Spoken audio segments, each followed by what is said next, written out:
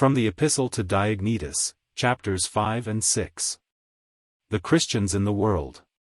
Christians are indistinguishable from other men either by nationality, language or customs.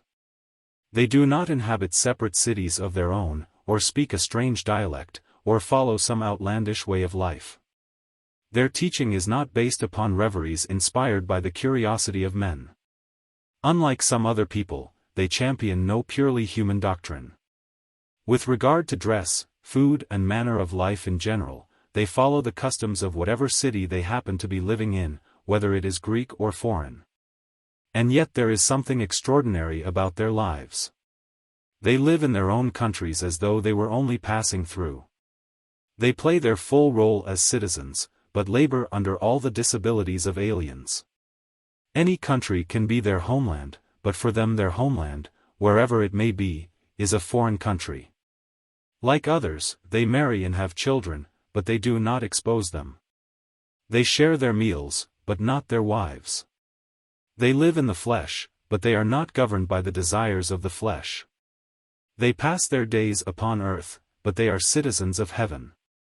Obedient to the laws, they yet live on a level that transcends the law. Christians love all men, but all men persecute them. Condemned because they are not understood, they are put to death, but raised to life again.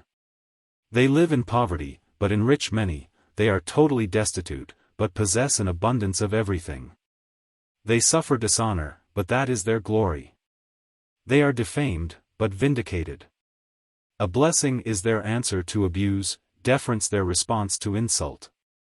For the good they do they receive the punishment of malefactors, but even then they rejoice, as though receiving the gift of life. They are attacked by the Jews as aliens, they are persecuted by the Greeks, yet no one can explain the reason for this hatred.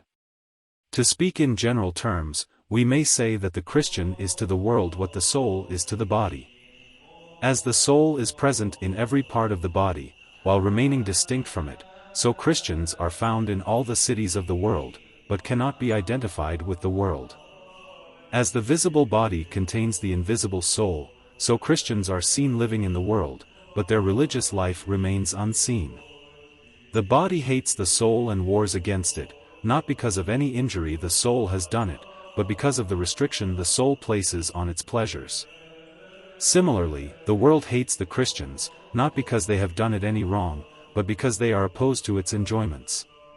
Christians love those who hate them just as the soul loves the body and all its members despite the body's hatred.